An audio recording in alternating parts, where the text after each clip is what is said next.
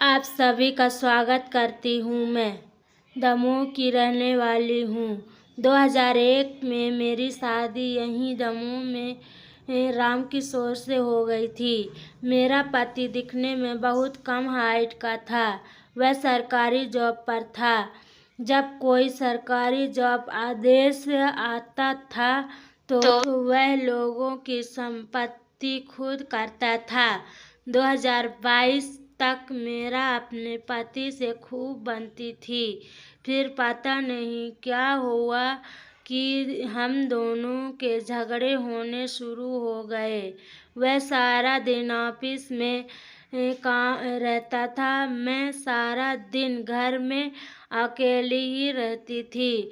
उसका एक दोस्त गोलू मेरे घर में किसी काम से रोज आता जाता था। वह मेरे पति के दफ्तर में बाबू था। धीरे धीरे मुझे गोलू से प्यार हो गया। एक दिन जब मेरे पति राम किशोर शहर से बाहर गए हुए थे, गोलू मेरे घर आया। बोला, भाभी भैया कहाँ हैं? उसने पूछा तो मैंने बोला, वह तो कुछ दिनों के लिए दमोह से बाहर गए हैं। मुझे न जाने क्यों गोलू से लगाव हो गया था। वह पतला दुबला लंबा स्लिम था। वह मेरे पति नाटे और काले कलूटे थे। मैंने उनसे शादी सिर्फ इसलिए की थी क्योंकि उसके पास सरकारी नौकरी थी, वरना मैं कभी भी उस आदमी से शादी नहीं करती। नहीं, गोलू बहुत ही हैंडसम आदमी था। कोई भी मेरे जैसे जवान औरत उससे एक बार देख लेती तो गोलू से प्यार हो जाता। वह बहुत ही फैशन वाला लड़का था। हमेशा क्लीन स्वीप रहता था। धीरे धीरे उसे छिप छिप कर मिलने लगी। गोलू मेरे पति राम किशोर को भैया बुलाता था। एक दिन वह मेरे घर फिर से आ गया।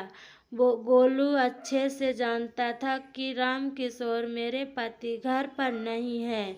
मैंने उसे बिठाया और चाय देने लगी।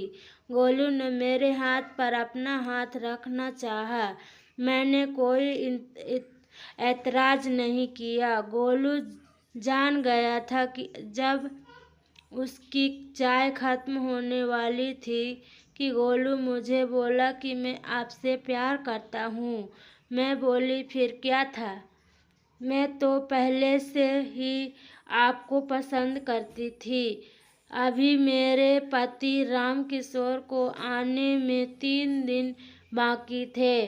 मैंने उनके बेस्ट फ्रेंड गोलू को अगले दिन भी आने को कहा। हम दोनों की अच्छी दोस्ती हो गई थी। फिर मेरे पति घर आ गए। अब गोलू का घर आना जाना बंद हो गया था, पर मुझे बार बार गोलू की याद आ रही थी। अब मुझे मेरे पति राम किशोर जरा भी अच्छा नहीं लगता था। आए दिन मैं उसकी बात पर चिढ़ जाती थी और उससे झगड़ा करने लग जाती थी। राम किशोर समझ नहीं पा रहा था कि अचानक से मैं ऐसा क्यों कर रही हूँ, इसलिए मैं छिप छिप कर उससे मिलने लगी। एक दिन मेरे फोन को मेरे पति देख रहे थे। अचानक कॉल रिकॉर्ड में उनको गोलू का नंबर मिल गया। मेरे पति ने रंगे हाथ मुझको पकड़ लिया। बोले, सुभद्रा, यह सब क्या है?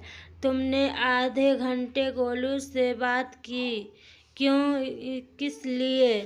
उन्होंने पूछा। मेरे जाने के बाद तुम उससे बात क्यों करने लगी?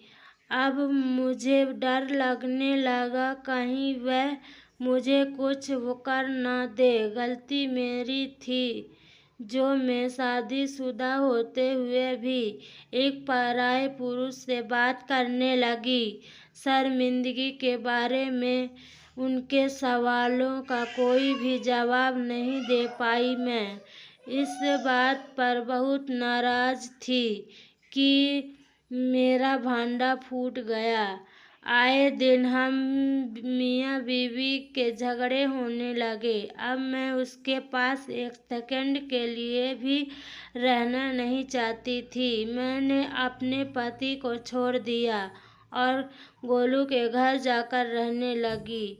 वह पहली रात गोलू के घर मुझे आज भी याद है। गोलू, मैं तुम्हारे पास आ गई। गोलू मुझे देखकर बहुत खुश था। कुछ देर बाद मेरे पति भी अपने दोस्त गोलू को फ़ोन किया और उनको बहुत ही बुरा भला कहा। तूने मेरी बीवी को अपनी बातों के जाल में फंसा लिया। दोनों में बहुत कहा सुनी हुई। गोलू ने कहा, सुभद्रा, तूने मेरे पास आकर बहुत अच्छा काम किया। वह तुम्हारे लायक नहीं था।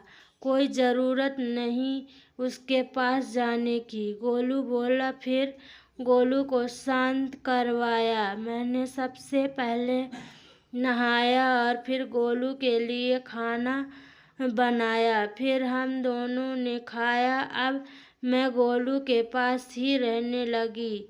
अब कोर्ट में मैंने अपने पहले पति के लिए तलाक मांगा है।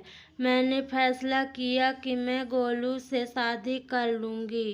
पर वो रामकिशोर न जाने क्यों तलाक के कागज पर साइन नहीं कर रहा है।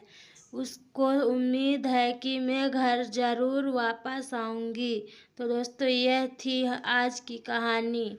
अगर आपको हमारी कहानी अच्छी लगी तो आप हमें कमेंट बॉक्स में ज़रूर बताएं और चैनल को लाइक, शेयर, सब्सक्राइब ज़रूर करें। Thank you.